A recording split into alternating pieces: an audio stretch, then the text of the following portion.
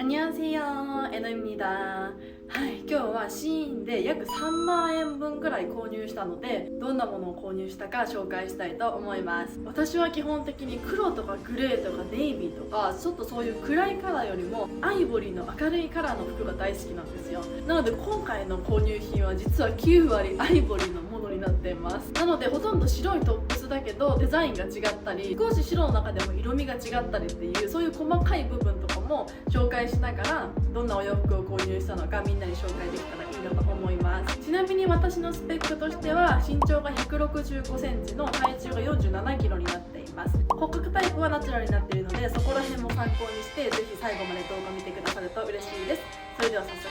スタート。まずはこちらのアイテムです。中のキャミソールとカーディガンをSHEINで購入しました。どれも可愛いですよね。結構当たりかなと思います。このキャミは結構シンプルなアイテムなので、すごく安い値段で可愛いのをゲットできたので気に入ってます。結構素材としては薄いんですけど、まあキャミなのでこんなもんかなっていう感じですね。こちらのカーディガンは結構重いよっていう風にレビューであったんですけど、まあ重たいは重たいです。その分生地はすごくしっかりしているかなっていう感じです。私は個人的にカーディガンとしてここを閉じて着るっていうよりも、ちょっとツイードジャケット風に上からこうやって羽織で着た方が可愛らしく着れるアイテムなのかなと思ってます。こんな感じでツイードっぽい素材になってるのもすごく可愛いなと思いました。次はこちらのトップスです。結構これも可愛いかなと思ってゲットしたんですけど、当たりかなと思います。ちょっと今年からお姉さんっぽい系統のものをチャレンジしたくて、こんな感じできれいめデザインのものを買ってみました。商品サイトはここにベルトをつけて着用してたので、私もベルトを買ったんですけど、なんと持ってくるのを忘れてしまいました。なので今回はこんな感じでデニムにインしてコーデをしてみました。この襟元がかなり大きいデザインになっているので、ここが本当に女性らしくなっているポイントかなと思います。欲を言うのはなんかここの切り返しがちょっとなーっていう感じは正直するんですけど、まあこの安さでこのクオリティなら問題ないかなと思いました。ちなみに生地は結構もちもちして分厚いのですごく可愛いです。色は結構真っ白かなと思いますね。次の商品はこちらのトップスです。すっごい可愛いんですけど、結構生地自体は薄いのに裏起毛の素材になっていて、肌触りがすごく気持ちいいです。胸元にギャザーが入ってるので、お胸が小ぶりの方も気にすることなく綺麗に着れるんじゃないかなと思いました。こんな感じでちょっとクシュクシュさせて肩出しで着てもすごい可愛いなと思います。この紐は取り外しできるので 2way で着ても可愛いなと思うんですけど、モデルさんがこんな感じでリボンで結んでたので、私はリボンにしてみました。これがあるだけでネックレスもいらないし、ちょっとエロチックな感じが出るかなと思うので、すごく可愛いアイテムだと思います。大満足です。次にこちらのトップスを購入しました。これは正直着てみせるほどのものじゃないかなと思ったんですけど、一応着てみました。実はこれこんな感じで裏起毛になってるんですよ。だから私これをどういう用途で買ったかっていうと、超極暖みたいな感じで着れたらいいんじゃないかなと思ってゲットしたものになってます。超極暖だと首元がすごくすぼまってて、首元が空いてるお洋服の時とかだと合わせられないので、そういう時にこれを合わせたらいいんじゃないかなと思って購入した商品になっています。やっぱり裏起毛になっているので結構あったかいです。サイズ私 S を購入したんだけど、正直ちょっとパツパツ感はあります。あとこうした時に袖が若干短いかなという印象はありますね。でもまあヒートテックみたいに着るのであれば、上からニットとか着た時に袖が出ない方がいいかなと思うので、なんだかんだですごく良かったかなと思います。まあでもパツパツなので若干脇のラインがきついかなっていう感じはありますね。でもまあこのぐらいまだ許容範囲かなと思います。同じものでオフショルになっているデザインのものも購入しました。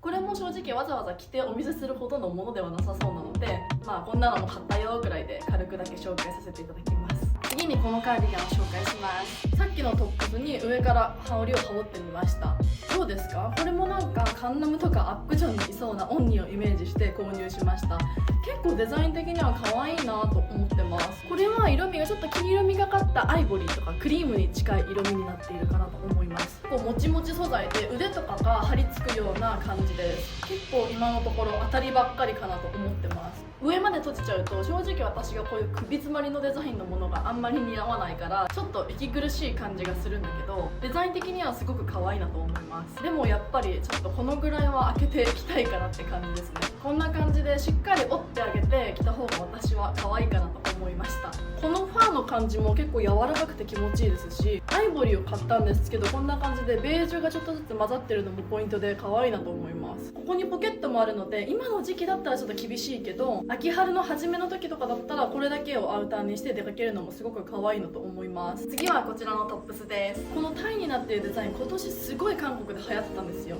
けど1回もゲットできてなくて、ちょっと今回安くて可愛いのがあったので購入してみました。どうですか？結構デザイン的にはお姉さんらしくて可愛いかなと思ったんですけど、なんかちょっと寂しい気がするのは私だけですよね。このタイがついてるこのディテールが個人的にはあんまり綺麗じゃないのかなっていう印象にはなってます。どうなんだろう、これインした方が可愛いのかなとも思ったけど、インしたらちょっとカジュアルになりすぎちゃうかなって私は思いましたね。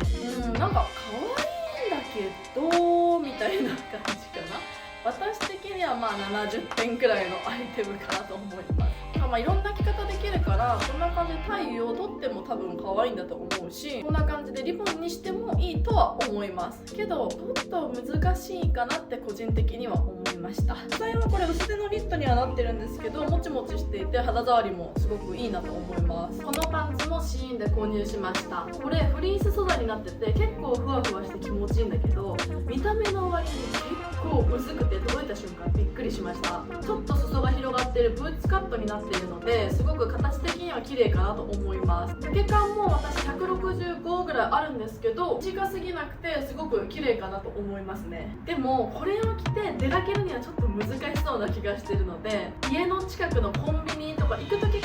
たらいいかもしれないです。これだけで着ると結構薄いからパンツとか透けそうな感じがするから、今タイツみたいな裏肝のあったかいやつをね、実は下に履いてるんですね。こんな感じで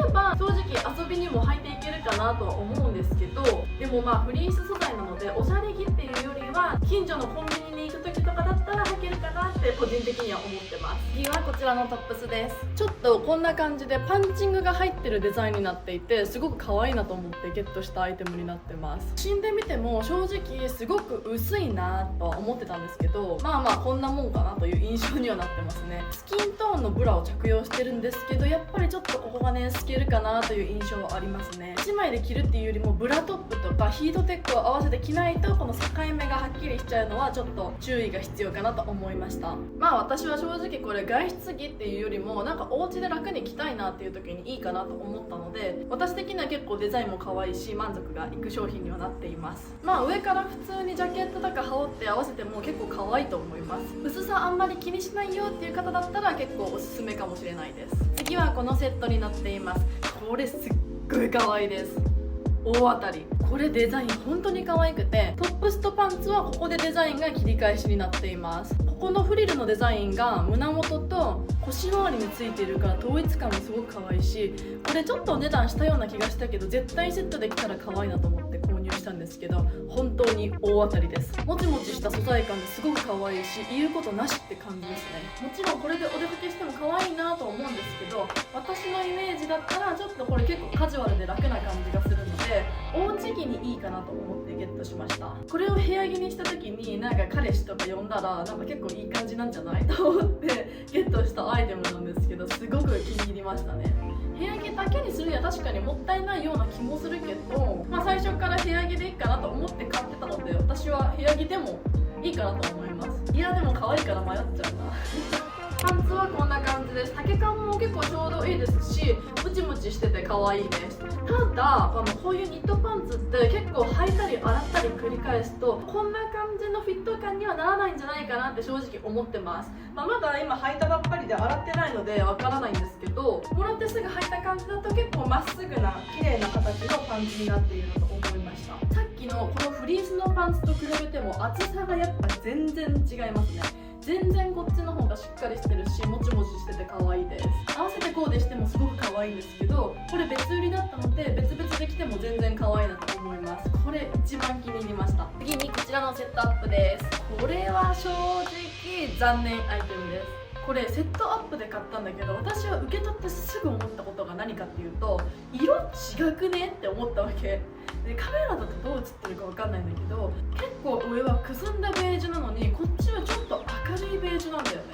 セットアップだったらさ、同じ色でで作んないといけないんじゃないのっていう感じなんだけど、なんか他の人のレビューを見た時にそんなコメント一個もなくて、私のがちょっと変に来たのかなって正直思ってます。これ上も下もパンツの色だったらすごく可愛いなと思ったのに、お値段も3000円ぐらいして結構期待値が高かった分ちょっと残念かなって思いましたね。正直私はこれ返品したいくらいあんまり色的に気に入ってないかもしれないです。別々に着るなら着れないこともないけど、セットアップとして思ってたからこそ結構残念なアイテムでした。デザイン的には本当に可もなく不可もなくっていう感じではありますね。普通にオフショルのトップスになっていて、肌触りももちもちというよりは結構しっかりめの素材のニットです。パンツはこんな感じです。これはね、パンツはね素材がやっぱ違って結構これもちもち系のパンツになってます。絶対これやっぱ違くない？別々のコーデできたら可愛いんだろうなっていう感じですね。私は空港コーデとかフワンクにぴったりかなと思ってゲットしたんですけど、